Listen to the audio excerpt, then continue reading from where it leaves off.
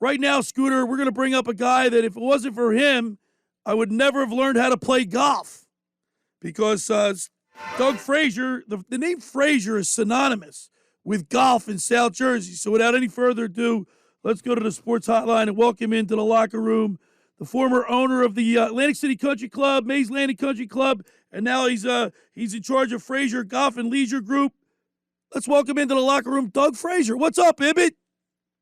Hey, Billy. Thank you for having me. Always enjoy listening to your show on 97.3, and I learn a lot about Philadelphia sports that I don't get anywhere else. So thanks again for having me. Thank you so much, Doug. Now, Doug, I want to tell the story because if it wasn't for you and your generosity, yours truly would have never really picked up golf in the way I did or get excited about it.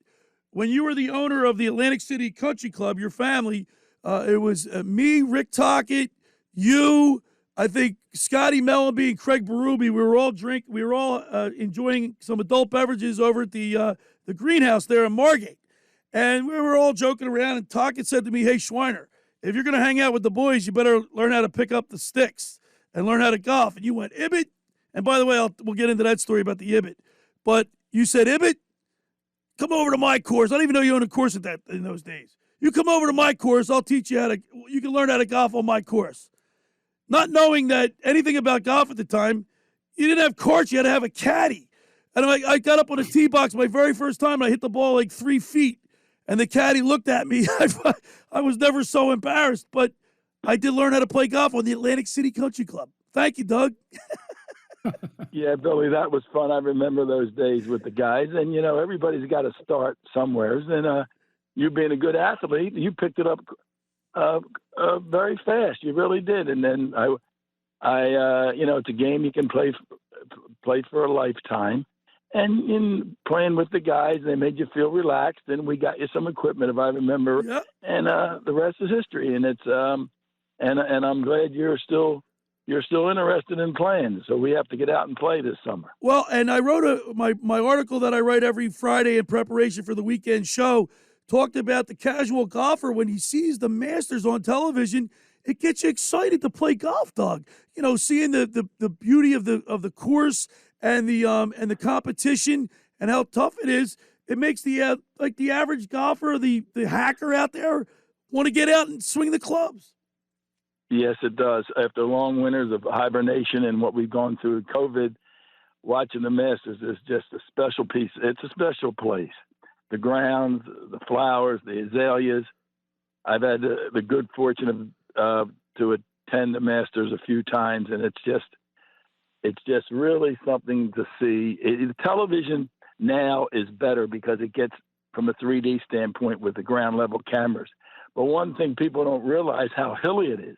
It's a hard walk, and it kind of dispels the notion that golfers aren't athletes. You walk 5 rounds of, counting the practice round around Augusta. It's a hilly, tough walk. Yeah, hey, Doug, it's Scotty McKay. We got to play back in the day together with Brian Propp and Sean Hanlon, long time ago, but I hope you're doing well. Scott, and how are you? Listen, thank you. Good. Back in the early 2000s, the game of golf had really, really excelled, and the number of golfers, people going out to play was really huge. And that's kind of dropped off a little bit now. What do you think is the reason is it more courses? Is it, it's gotten expensive for people, the equipment and stuff like that? Or what do you think the reason that's dropped off a little bit? Well, let me go back to this year with the COVID. It really was it sparked. It was a big spark, because people had nothing to do and it was outdoors and it was safe. But to answer your question, a lot had to do with the dichotomy of the families.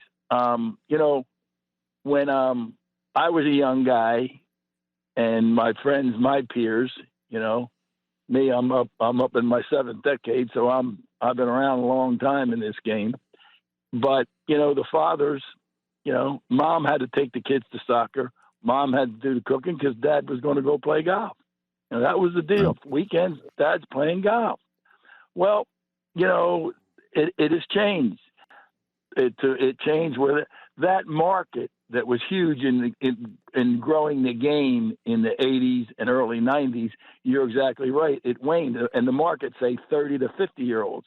Well, there's a lot more activities. There's year-round sports, year-round schools, and dads and moms are involved together. A lot of times their mom and dad are working. So during the week, both of them, two working households, two families, and, basically two families working, what it gets down to be. And then on weekends, we got to spend the time with the kids. So what suffers?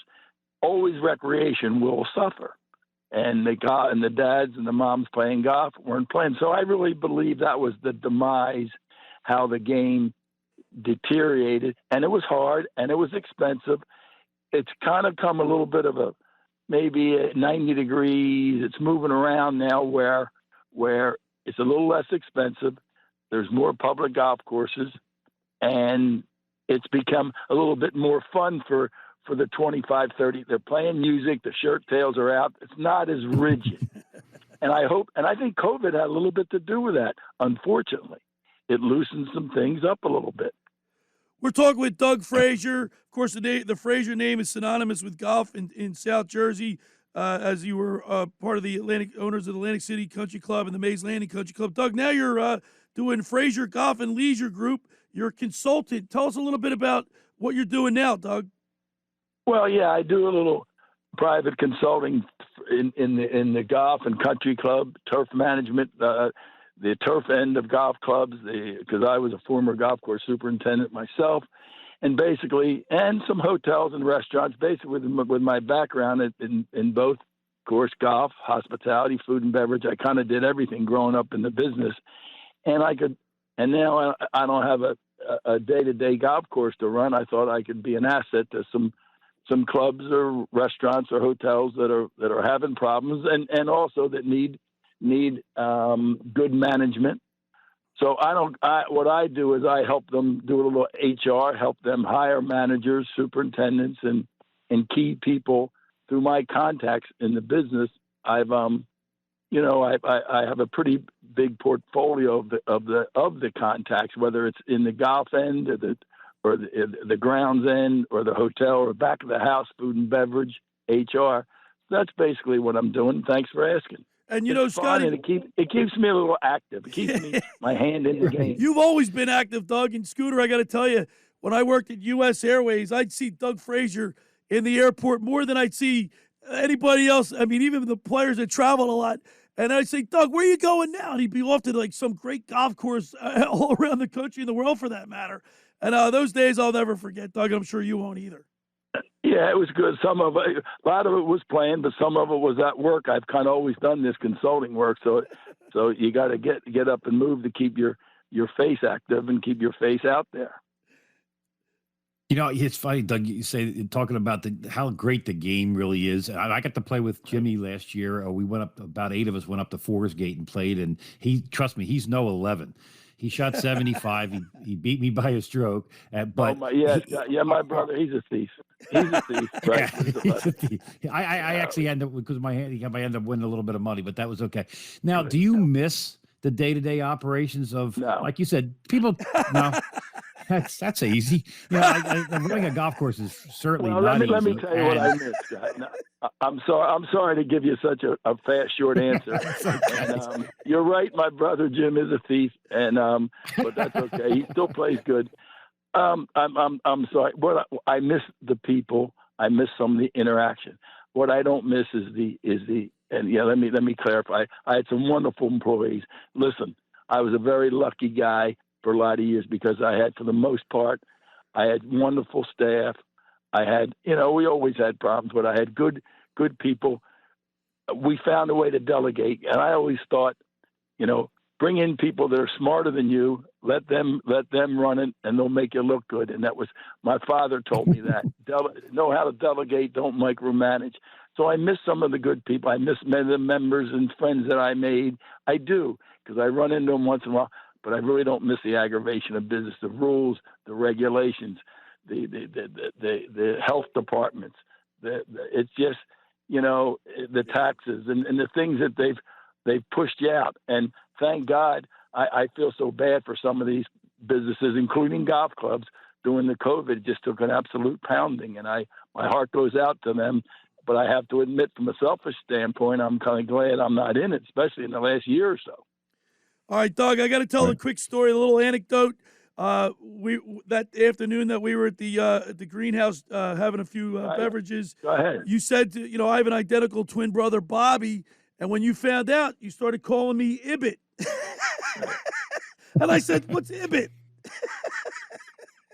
Yeah, it's funny. Yeah, I always explain that one, Doug. And anybody reads a similar or familiar statement that's said twice, is Ibbit. It's a grammatical term. Yeah, it's a grammatical term. But Scott, how's your game now? It's not been bad the last 2 years. I've actually probably snuck into the single digits.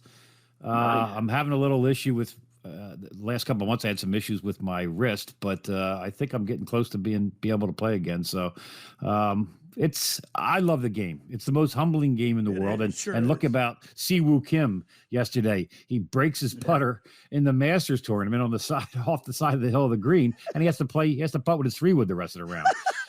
This game will drive you crazy, won't it? Right. I'll give you a little anecdote. I've been competing for well over 50 years in golf, and I still compete. And you always want to learn. I personally, and there's a reason I'm saying this, I'm probably scoring better now than I have for years more consistent. And this is what I was telling some young high school kids the other day. I did it for one reason. I've got some good instruction, but 50 yards in and sand play. I was telling these kids, they asked me, well, Mr. Fraser, how did you improve even at your old age? I said, well, I did where I went to a position where I knew the best players and the better amateur players, what they do better than I do. It's the short game and 50 yards in and sand trap play and bunker play. And for the last year and a half, that's what I've concentrated on. And I think that's the best thing. If you're a 10 now, Scott, if you're an 8, you can be a 6 if you spend more time 50 yards in and practicing bad lies, practicing bunker play and all that. Well, listen, I've Doug, played off a ton of bad lies, trust me. Those trees get in the way. Listen, Doug, I wish we had more time, but I really appreciate you taking time today and joining us, and I really appreciate it. I want to thank you once again for your generosity and allowing me to enjoy the game of golf on your course. Well, let's. I appreciate it. I love your show. I love your show, Billy and Scott, and let's all three of us play golf soon. All right, we'll Sounds do, great. Doug. Thank you. All right, there he Thank is, you. Doug Fraser on the Sports Hotline. Of course, you can get in touch with Doug Fraser at Fraser Golf and Leisure Group, DougACCC.AOL.com. You can check him out, and Doug's a great guy, Scooter.